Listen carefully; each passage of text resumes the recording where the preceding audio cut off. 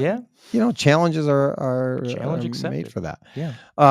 So we were talking a little bit before about leadership and what that looks like. What do you look for in leaders? What do I look for in leaders? Yeah, like people that you want to follow, or how you want to lead.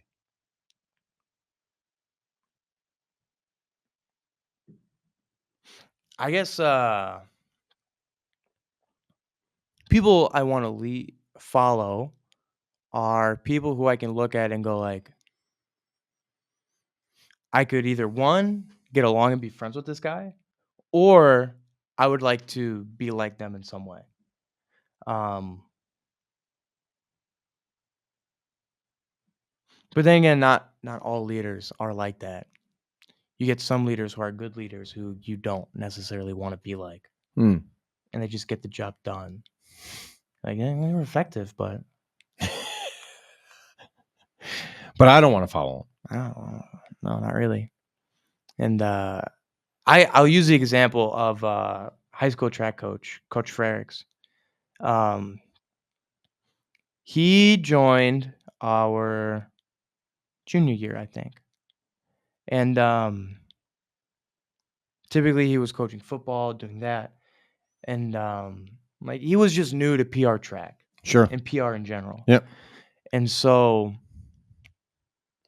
like what was cool is he was coach. He was coach. And like we were athletes.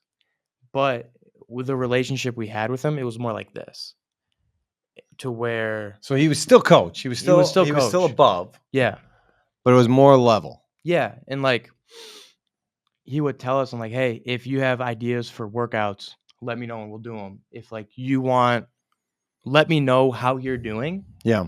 And then like if we're all really sore, we're gonna do a lighter day. We're gonna stretch more. We're gonna have a lighter day. So muscles are still active, but you're not gonna hurt yourself. Yep. And like that's awesome. Like I think a good leader is an honest one and a humble one. And so like if you're leading and you don't necessarily know everything, you shouldn't act like you know everything. Like us varsity guys, we knew what was going on, but we knew that he was coach. Sure. And so no matter what, we would listen to him, no matter what. Yeah. And he knew that he was coaching us. So if he's going to coach us the best way, he had to listen to us and get our input too. And so like it was a very back and forth open communication thing with our coach. And I think there you go. I think that's a good leadership quality is open communication. And you can't lead someone if you're not communicating with them. Well, you could. You just You'd tie be bad a rope at it. around them, Yeah. and then start yanking them. Well, that's not necessarily leading. That's pulling. That's dragging. Yeah, yeah. And so, like, you want to be like, "Hey, is it cool? Are we doing the right thing if we go this way? Sure. You know the path better than I do. Is this right if we go this way?" And like open feedback and work through management and people under management. I think that's good. I think that's really good. Yeah, I would agree with you. Good. I mean, I've told you before, I was really impressed with your coaches for a number of reasons. And Yeah.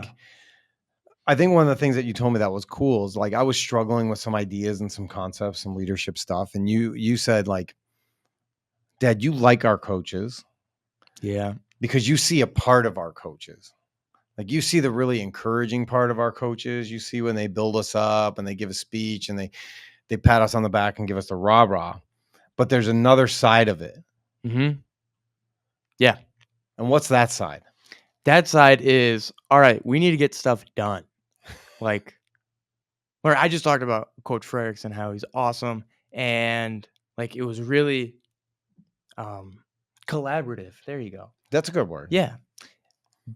But that only happens if we do our job, if we put our effort in.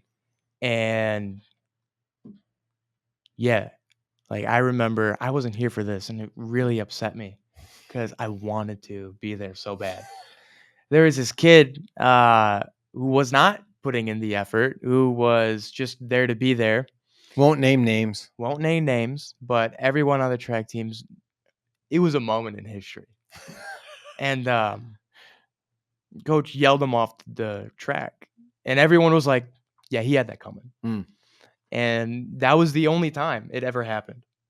And so, like, I think What was the mentality that people had leading up to that moment? So like, had this been an athlete that was Okay. known for not giving a Well, I don't know. full effort? He was a freshman. Okay. But I do know that after he was called out, the team got smaller.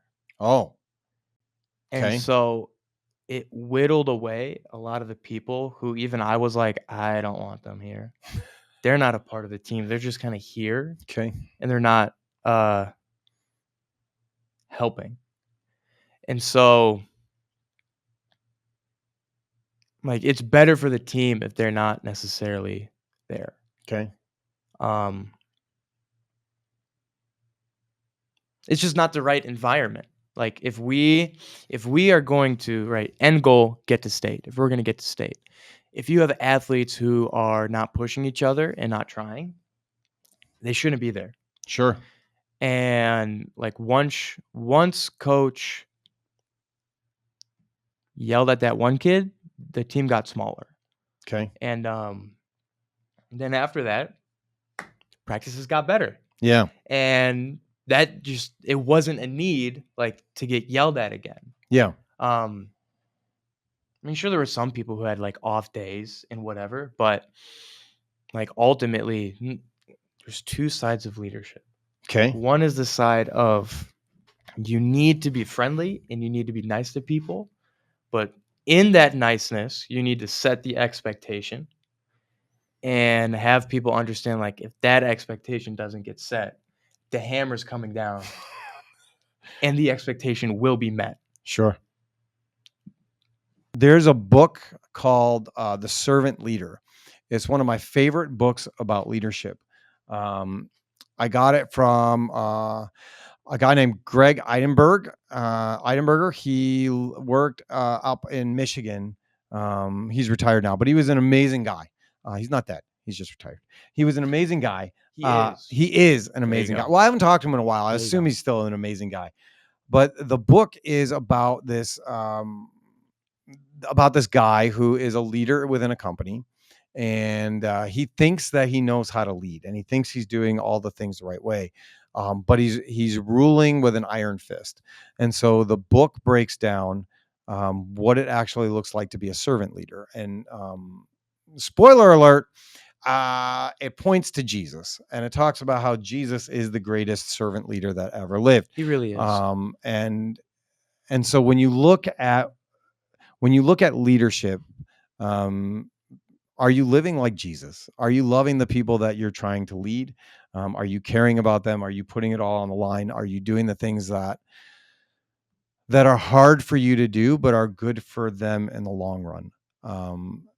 I try to look at it and say everybody has the opportunity for that kind of love. It's just a matter of, do you want to accept that kind of love and reciprocate it back? And so it's a great book. I'll bring a copy next week and I'll just show it off so that people can see it if they want to. And maybe we can find a copy of it on Amazon and put it in the show notes. Just put it right here. Yeah. Yeah. Put it right here too, so we can remember. Yeah, it is a great book. If anybody, and it's small. It's like it's about that thick, maybe. Big words. Big font, not That's big perfect. words. That's It is perfect. it's a great That's book. awesome. I That's think my I book. read it in a weekend. Oh, It is a great book. I highly recommend it. And what Greg told me about that book was that it is mandatory reading at their company. Anybody that is going to be in a leadership position has to read that book. And if they get promoted, they have to read it again. Because what he was saying is every time he reads it, he reads it from a different perspective. yeah. Whether he was a young man, or he was a father, or he was a manager, or he was a grandfather. Every time he's read that book, it spoke to him in different ways. So, Yeah. outstanding book. But when you look at leadership, relationships have to come first.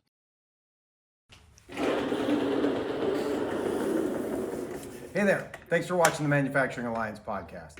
If you like what you saw, click here to watch the full interview. Or you can click our channel link here. But either way, don't forget to subscribe so you don't miss any future episodes. That's it for now. Take care and God bless.